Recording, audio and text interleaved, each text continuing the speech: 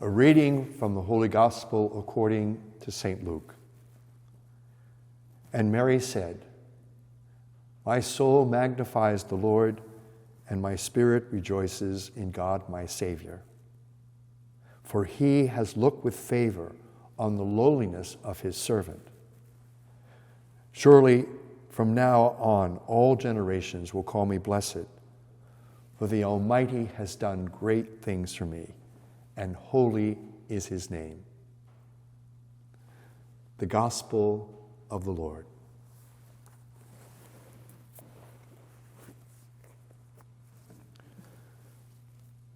Over 10 years ago, I was visiting my parents in their assisted living home in Annapolis, Maryland.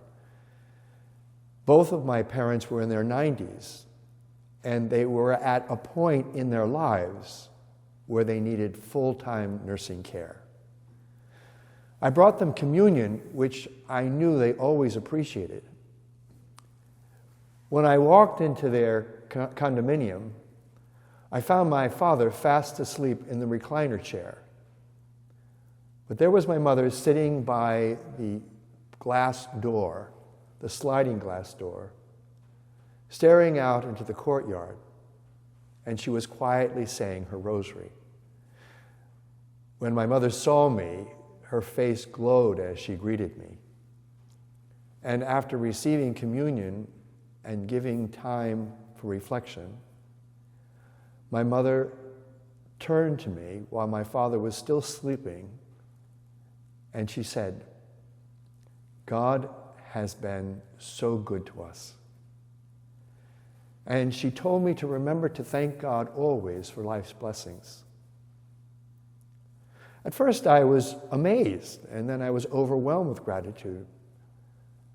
Because the one thing that her dementia had not obliterated or altered was my mother's attitude of gratitude, a characteristic that has always permeated my mother's life. You know, almost every day when I awaken here in Boston, early in the morning, before the sun even comes up, and darkness still hovers, I sit and wait for the dawn under my covers. And believe it or not, I can hear it even before I see it. Of course, the most obvious sound is the cacophony of traffic that is starting to gather outside the door on the street. But then there are the slight sounds of atonement as a small chorus of birds assembles in the garden out front. The birds always seem to be of one accord. Did you ever stop to think that they do not take the dawn for granted? Whenever it bursts upon them, they give thanks once again for this once only day to begin. How different creatures, as simple and as lowly as birds, are from us. They approach each day as if it were the beginning of creation. And yet so many of us start our day in a rather mechanical way, jarred into motion by some kind of alarm. We have set the time to begin, or so we believe, and thus we take the possibility of each new day for granted. And what we take for granted easily becomes just another thing in our lives, something else that we have to do, something else to be worked for, something else that has to be managed or consumed. Sadly, the realities we take for granted can no longer be recognized as amazing grace, and therefore they very rarely evoke a sense of gratitude. Gratitude is so much more than just a feeling. It's an attitude, something we have to acquire over time. It's a positive stance toward life. An attitude of gratitude anchors us in hope, so that whatever difficulties, whatever sufferings, the circumstances that are inflicted upon us, all is meaningful in God's regard for us. Every moment, good or bad, has led to this present moment of our lives, and life itself is good, like that sweatshirt company that's been created. Life is good.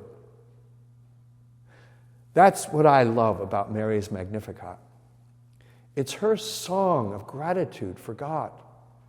It's a song of gratitude that she sings constantly because she recognizes the greatness of God in the present moment, rejoicing in the mercy of God even in the darkness.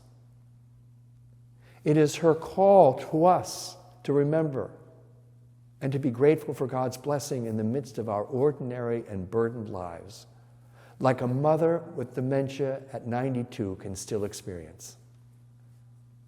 Remember, it's not what we do, but who we are that is precious in God's sight.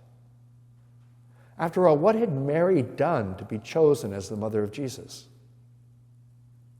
You have to ask yourself, what have I achieved during my lifetime? This is an appropriate question for our later years in life. What am I at this moment? That is the question.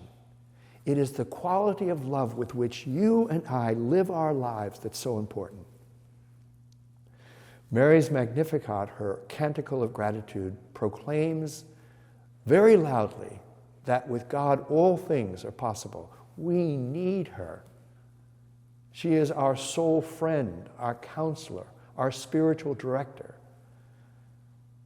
As I often love to say, and we often find written under most altars with her image or statue, she is our refuge, our hope, and our life.